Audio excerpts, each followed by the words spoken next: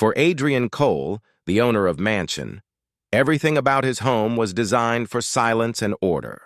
Until today, a small, high-pitched giggle echoed through the hallway. Then came another, a squeal of delight, followed by a soft crash. Adrian froze mid-stride near the grand staircase. He hadn't heard a child's laughter in this house since, before his wife passed away. The sound felt foreign, like sunlight in a locked room. He turned toward the noise and followed it into the sunroom. There, on the gleaming tiles, his housekeeper Maria Alvarez knelt beside a tiny boy in overalls. The child held a silver spoon in his hand like a drumstick, tapping it against a crystal bowl that rang musically every time. Maria laughed softly, clapping once when he managed to make the right sound. "Good job, Leo," she whispered. "Gentle hands, my love. Not too hard." The toddler giggled again, wobbling as he sat, his dark curls glowing in the light. Adrian's expression hardened. "Maria!" She jumped slightly, turning around. "Mr. Cole!" Her face paled. She stood quickly, pulling Leo to his feet. I can explain. Who is this?" he asked, voice low but sharp. "My son," she said carefully. "Leo." Adrian's jaw tensed. "You brought him here?" "To my house?" "I had no choice, sir," she replied, eyes lowering. "His daycare called this morning. One of the teachers fell sick and they closed for the day. I couldn't find anyone to watch him." "You could have told me," she nodded. "Yes, sir, but I was afraid you'd send me home. I didn't want to lose my job." The billionaire sighed, rubbing his temple. "Maria, this is not a playground. He could break something or hurt himself." Maria bent slightly to pick up the spoon from Leo's hand. "I understand. I'll keep him close. He won't disturb anyone." Adrian's eyes lingered on the little boy. Leo looked up at him, big brown eyes, curious, unafraid, and offered him the spoon. The gesture was so innocent, so unexpected that Adrian blinked. Then, before he could respond, Leo giggled and held the spoon higher, like he was giving it to the tallest man he'd ever seen. Maria whispered urgently, "Leo, say sorry." "We don't bother Mr. Cole," but Adrian found himself crouching down instead. "Is that for me?" he asked quietly. Leo nodded seriously, small hand extended. Adrian hesitated, then took the spoon. "Thank you," he said softly. The boy smiled, satisfied, and clapped twice. Maria stared, surprised. She had never seen Adrian Cole smile, not once in the 3 years she'd worked there. After a moment, he straightened. "Keep him with you, just make sure he doesn't get into trouble." "Yes, sir. Thank you." He turned to leave, but a small voice behind him murmured, "Bye-bye." Adrian froze. Slowly, he looked back. Leo was waving, tiny fingers opening and closing in the air. "Bye-bye, Mr. Cole," Maria whispered under her breath, embarrassed. Adrian's throat felt oddly tight. He gave a small nod before walking away. By noon, the mansion sounded different. There was life in it again. Maria worked in the kitchen while Leo sat in a corner with his toy cars, making little engine sounds under his breath. Once he toddled toward the long glass corridor, and Adrian, on his way to a meeting, instinctively caught him before he could slip on the polished floor. "Easy," Adrian murmured. Steadying the boy, Leo blinked up at him, then grinned. "Hi." "Hi," Adrian said, startled by how warm the word felt leaving his mouth.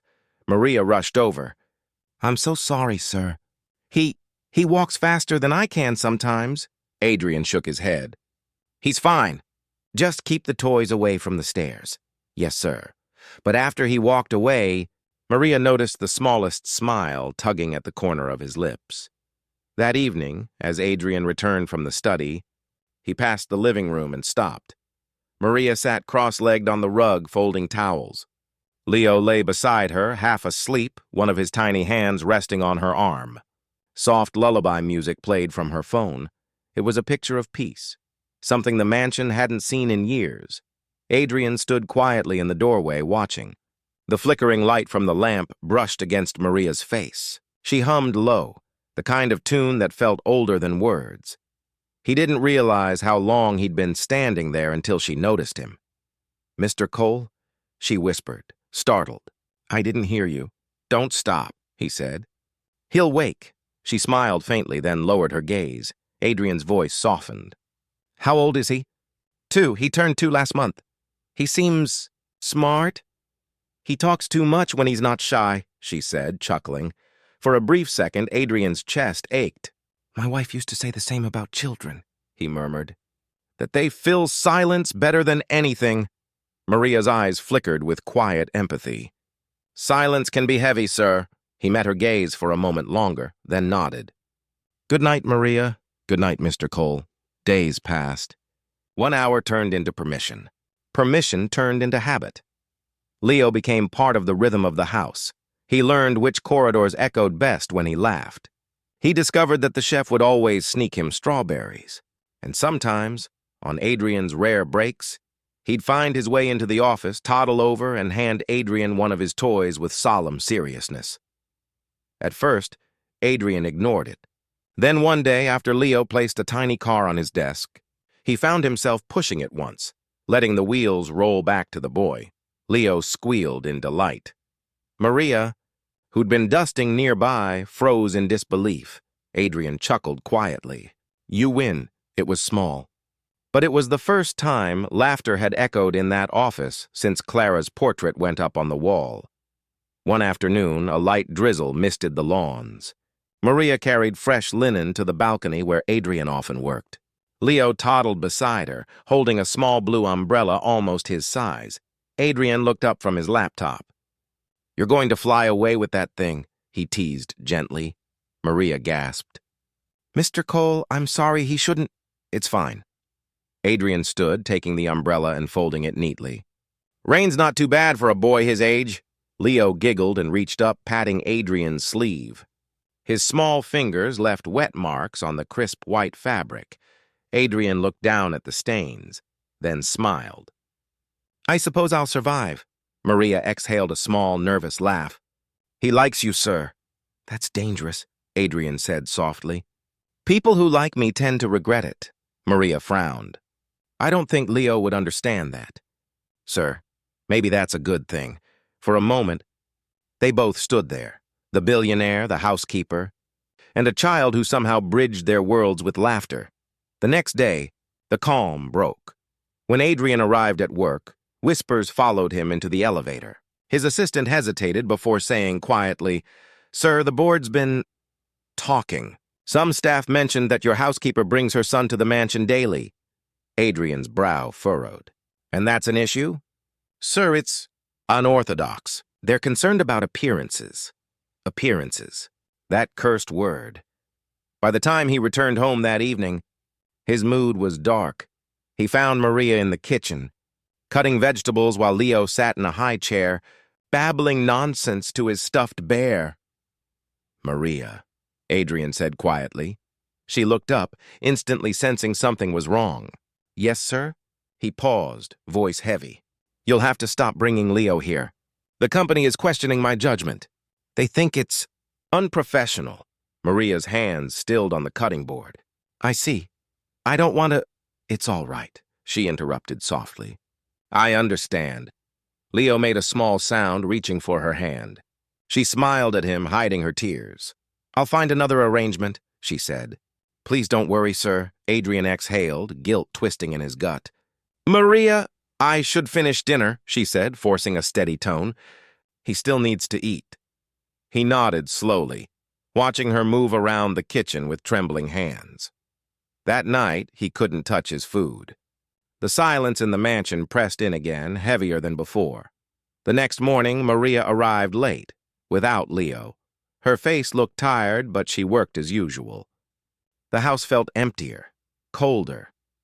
When Adrian passed the nursery room where Leo used to nap, he caught himself staring at the small, folded blanket Maria had left behind just in case. He picked it up. It smelled faintly of baby powder and soap. Something inside him cracked. That evening, Maria entered his study with a sealed envelope. Mr. Cole, she said quietly, I want to thank you for letting Leo stay as long as he did. It meant more to us than you know. He looked up slowly. Maria, she placed the envelope on the desk. I also wanted to give my notice. I'll finish this week, but I found another position closer to my sister's home. She can help with Leo. Adrian stood abruptly. You're leaving? I think it's best. The words hit him harder than he expected. He swallowed. You don't have to quit, she smiled sadly. I think I do, sir. When she turned to leave, he said her name again. Not as an employer, but as a man losing something he didn't know he needed. She placed the envelope on the desk. I also wanted to give my notice. I'll finish this week, but I found another position closer to my sister's home. She can help with Leo. Adrian stood abruptly. You're leaving? I think it's best. The words hit him harder than he expected. He swallowed. You don't have to quit, she smiled sadly. I think I do, sir. When she turned to leave, he said her name again. Not as an employer, but as a man losing something he didn't know he needed. The note read, for Leo's tomorrow. And for the peace you gave this house. Adrian Cole. She pressed the letter to her chest, tears slipping down her cheeks. Leo stirred in her arms and whispered half asleep. Mama? Yes, baby, she murmured, kissing his hair. We're going home. As the bus rolled through the quiet city, the streetlights reflected on the window like small golden promises. 3 years passed. The Cole mansion stood just as it always had, silent, precise, and too large for one man. The walls gleamed, the gardens bloomed, the fountain whispered softly in the courtyard. But inside, something was missing. Adrian Cole had everything a man could buy, yet he had grown used to the emptiness. It was easier that way, easier than remembering the sound of a child's laughter echoing down those halls. He didn't know what had become of Maria and her son after she left. He told himself not to wonder, but he did, every night. One morning, as he sat in his office reviewing plans for a new community development project, his assistant brought in a portfolio. Sir, she said, the local orphanage you donated to sent thank you notes from the children. And this, she handed him a small drawing, crayon on thick paper. The lines wobbly, the shapes uneven, but unmistakable. A tall man stood under a big house with glass windows. Next to him, a woman held a baby's hand. Above them were 3 words, written in bright red crayon. Thank you, Mr. Cole. The name was misspelled, but the handwriting... Adrian's breath caught. He flipped the page over. A teacher's neat handwriting explained, this drawing is from a child named Leo Alvarez, age 5. His mother says your donation helped them find a new home and child care center. He wanted to send this himself. Adrian sat back in his chair. For the first time in years, his heart wasn't heavy. It was trembling. He traced the crooked letters with his thumb, Leo. He still remembered the way that boy used to. Hold his spoon like a drumstick and offer it to him like a gift. Adrian closed the file and stared out the window for a long time. Weeks passed, but that drawing lingered on his desk. Every time he tried to file it away, something in him refused. Eventually, he framed it, placing it quietly beside his late wife's photograph. Then one rainy afternoon, his phone rang. Mr. Cole? A woman's voice said. This is Sister Helena from St. Gabriel's Community Center. I'm sorry to call unexpectedly, but you're listed as one of our donors, and, well, we're hosting a fundraiser for our new youth wing. Would you consider attending? Adrian hesitated. He rarely went to such events. When is it? This Sunday, she replied. It's quite small. Local families, volunteers, some of the children. For reasons he couldn't explain, he said yes. The community center was nothing like his mansion. The walls were old, the floors slightly scuffed, but the air buzzed with life. Children ran across the hall, laughter echoing off the tiles. Volunteers arranged tables of home-baked goods, and in the corner, a small stage displayed a banner drawn in colorful letters. Every small hand can change the world. Adrian smiled faintly. He was speaking with the director when a familiar voice behind him said, Excuse me, I think that's his cup. He turned and froze. Maria Alvarez stood a few feet away, holding a small paper cup of juice. Her hair was shorter now, her posture more confident, but her eyes were exactly the same. Mr. Cole, she said softly. He blinked, unsure if she was real. Maria, They stood in silence for a heartbeat too long. Then, from behind her, a small boy peeked out. Brown curls, wide eyes, a tiny airplane in his hand. Leo. He was older now, taller, but Adrian recognized him instantly. The boy looked up at his mother, then at the man in the dark suit. "Mama, is he the one from the picture?" Maria smiled gently. "Yes, baby. That's Mr. Cole." Leo's face lit up. "You're real," he said, stepping forward. Adrian crouched, just as he had years ago. "I'm real," he said quietly. "And I still remember the spoon you gave me." Leo laughed, covering his mouth shyly. "Mama says I used to break things." "She's right," Adrian said, smiling. "But you fixed something, too." Maria looked at him, eyes glistening. "You still talk like that," she whispered. "Like everything has a reason." He straightened. "Maybe I learned it from you." They sat together later, under a faded banner near the garden. Children ran around them, their laughter mixing with the soft music from the stage. "You look different," Maria said gently. "Older?" "Calmer," he chuckled. "You mean lonelier?" She hesitated, then smiled. "Maybe both," he nodded. "And you?" She sighed. "We manage. I work at the center part-time, help with cleaning and cooking. Leo starts school next year." Adrian's gaze softened. "He's bright." "You did well, Maria." She looked away. "I tried." There was silence between them, comfortable, familiar, like an old song neither of them had forgotten. Then Leo ran up, holding 2 cupcakes. "One for you," he said to Adrian, "and one for Mama. But you have to eat together or it's bad luck." Adrian smiled. "Is that so?" Leo nodded seriously. "That's what Sister Helena said." So they did. And for a brief, perfect moment, everything else faded away. As the evening ended, rain began to fall again. Adrian offered to drive them home. Maria hesitated. "We take the bus, not tonight," he said. "Please." The car ride was quiet, the kind of quiet that felt like peace instead of distance. Leo slept in the back seat, his head resting against the window. When they reached the small apartment complex, Maria turned to him. "Thank you, Mr. Cole, for everything. The donation, the ride." Adrian looked at her, voice low. "You never owed me thanks, Maria. You gave me something money couldn't buy." She blinked back tears. "And what was that?"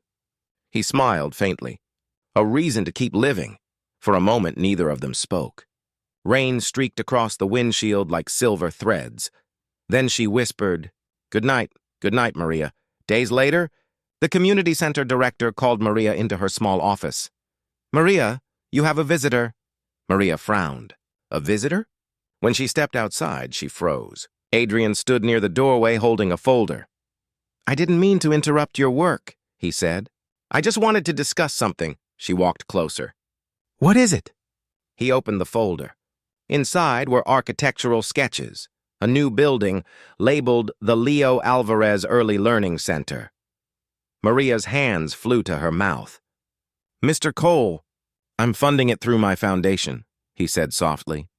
"A school for children of working parents, with proper childcare, teachers, and a play space. No one should have to choose between work and being with their child." Tears filled her eyes.